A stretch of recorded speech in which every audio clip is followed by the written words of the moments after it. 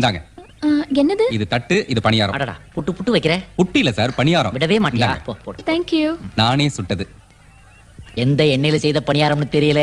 திடீர்னு டைரியா கீரியான்னு வந்து புடிங்கிச்சுன்னா ஷூட்டிங் பாதியில பாழா போயிரும்பா. அதெல்லாம் எதுவும் பாழாகாது சார். அவங்க சாப்பிடலனாதான் என் மனசு பாழாயிடும். அடா அடா அடா அடா, என்ன டயலாக்டா. ஏன்பா அசிஸ்டன்ட் டைரக்டர்ஸ் இந்த மாதிரி எழுத கத்துக்கங்கப்பா. சென்டிமெண்டா பேசி செட் பண்ணிடுவ போல இருக்கேப்பா. செட் ஆயிடுமா சார்? அப்படித்தான் மாட்டுங்க. அப்படி ஆயிடுச்சுன்னா உங்களுக்கு வெள்ளை பணியாரம் பண்ணி தரேன் சார். ஐயோ, நீங்க கொஞ்சம் ஐ எடுத்துக்கோங்க. வேணாமா சார், ஐயோ, ஒரு பணியாரத்தால படம் நிக்க வேண்டாம். எடுத்துக்கிறேமா.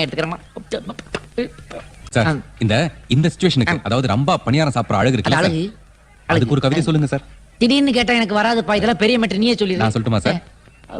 ஒரு ஸ்வீட் ஸ்டாலே 1 கிலோ 1. அதான சார் கவிதை. ஓ, போடு. ஒரு ஸ்வீட் ஸ்டாலே பணியாரம் சாப்பிடுகிறதே அடடே ஆச்சரியக்குறி. அடடே, நோட் பண்ணுங்கப்பா. பின்றாம்பா. தம்பி, நீ மெட்ராஸ் வந்தீங்கன்னா உனக்கு பெரிய எதிர்காலம் இருக்கு. உங்களுக்கு எனக்கு நீ டவுட் தான். ரொம்ப தேங்க்ஸ்ங்க.